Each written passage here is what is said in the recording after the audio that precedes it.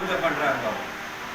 திரினா மூணு கோடி மந்திர தேவதைகள், 3 கோடி தேவர்கள் வந்து தவம் இருந்து இறைவன் காட்சி கொடுத்து அதுக்கப்புறம் அவங்களுடைய அந்த பாவத்தெல்லாம் நீக்கின இடமா அந்த இடம். பாவங்களை நீக்குகின்ற ஒரு அற்புத இடம் எதுன்னா அந்த திருக்கோடிக்கா அப்படின்னு பேர். அந்த திரிகோடிக்கான்னு போய் மறுவி திருக்கோடி காவல் போய் இப்போ திருக்கோடி காவல்னு வந்துடுச்சு. அந்த ஊருக்கு பேர் திரிகோடிக்கா முதல்ல, அப்புறம் திருக்கோடி காவல் இருந்தது.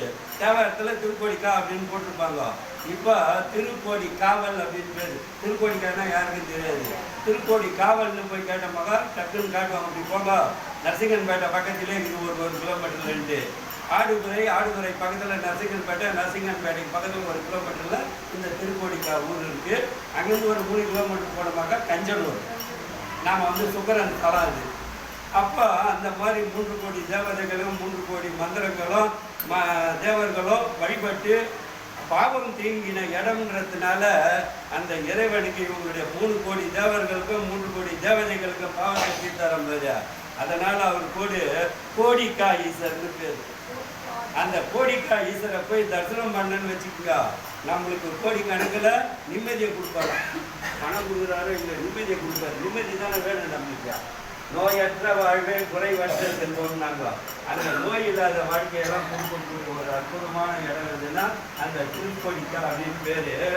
அந்த இடத்துல போனமாக்கா ஒரு முக்கியமான ஒரு தகவல் அந்த ஊர்லேயே. அதாவது என்னன்னா, யம பயம் நீக்குகின்ற ஒரே ஸ்தலம் எதுன்னா அந்த திருக்கோடிக்கா தான். யம பயத்தை நீக்குகின்ற யாராவது உடம்பு சரியில்லைன்னு வச்சிங்களா என்ன பண்ணுவாங்க, இப்போ நம்ம அப்பா கொஞ்சம் சீரியஸாக இருக்காருன்னா ஜாதகத்தை எதுவுமே ஜோசியர்கிட்ட காட்டுவோம். அவர் அந்த காலத்துல என்ன பண்ணுவாங்க, எதுவுமே சொல்ல மாட்டாங்க. அவர் துணியை எடுத்து ஒரு சட்டையை வேஷ்டியை எடுத்துன்னா போய் நவகிரகத்தை சுற்றின்னு வாங்கன்னு சொல்லிக்கிறாங்க. அந்த காலத்தில் 50 வருஷத்துக்கு முன்னே ஜோசியர்கள்லாம் இப்படி தான் சொல்லுவாங்க.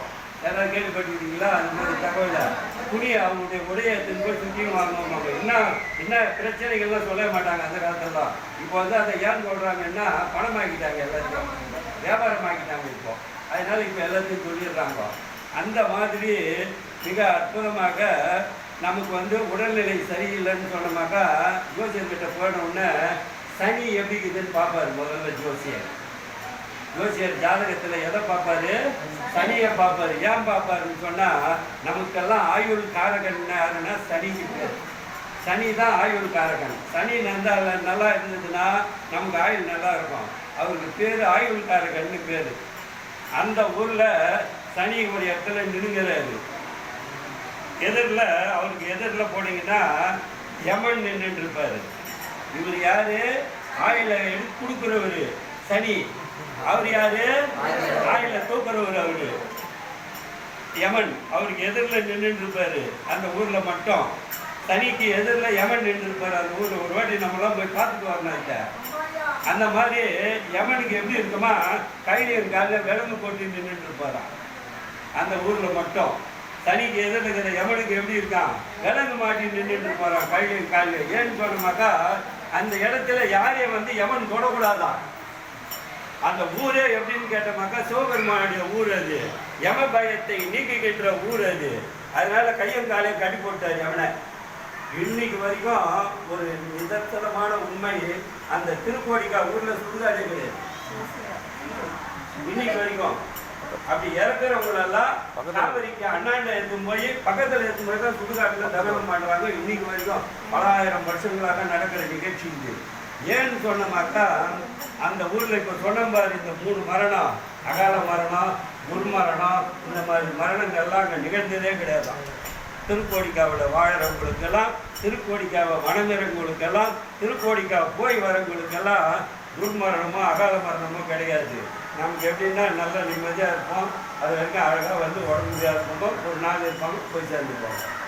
இந்த 5 வருஷம் 6 வருஷம் படத்தில் படிக்கிட்டியா, தனியாக முடிச்சு ஏன் தான் நம்மளை சொல்ல படிக்கிறாங்களோ தெரியலையா, எவ்வளோயா பார்த்து ஏதோ 1 வருஷம் 2 வருஷம்னா தெரியாதுன்ற அளவுக்கு சலிப்பை உண்டாக்க மாட்டாங்களா அந்த ஊரில் இருக்கிற அத்தனை பேருக்கும். அப்படி ஒரு பாக்கியமா அந்த இடத்துல யமனுக்கு கட்டளை இட்டு, நீ யாரையும் அந்த மாதிரியெல்லாம் துன்புறுத்திக்கிட்டு போகக்கூடாதுன்னு சொல்லி இறைவன் யமனுக்கு கட்டளை போட்டு கையும் காலையும் விளங்கிட்டு வச்சுருக்காரா அந்த ஊரில். மிக அற்புதமான ஒரு தகவல் இது அந்த திருக்கோடிக்காவில். அதுக்கு அடுத்து இன்னொன்று என்னன்னா, இந்த 3 வினைகளை சொன்ன பாரு, இந்த வினைகளை நீக்கிறதுக்குன்னு அங்கே ஒருத்தர் உட்காந்துங்கிறாரு. இப்போ நம்ம வந்து உடனே மஞ்சளில் குச்சி வைக்கிறோம் பேர், அவருக்கு பேர் என்ன? விநாயக பெருமான்.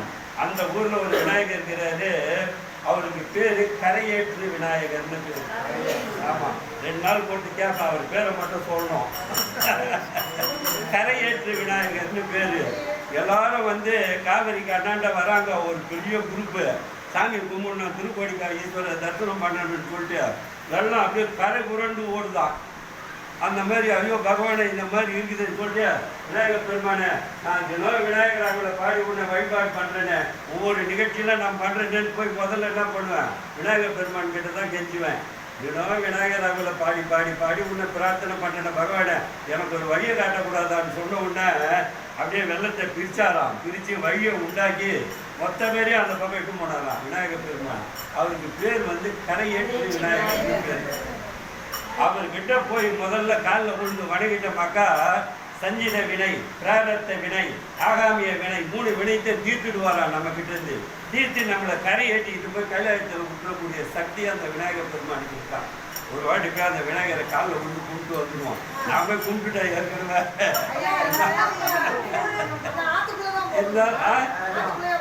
நமக்கு இந்த பக்கம் காவிரிக்கு வடகரை தென்கரை இருக்கு. அப்பெல்லாம் அந்த மாதிரி கிடையாது, இல்ல நடந்துதான் போவாங்க. இப்பெல்லாம் பாலம் கட்டாங்க. இன்னும் ஒரு நிமிஷம், ஒரு 2 நிமிஷம் அந்த மாதிரி. அடுத்தது இன்னும் ஒரே ஒரு தகவல், அது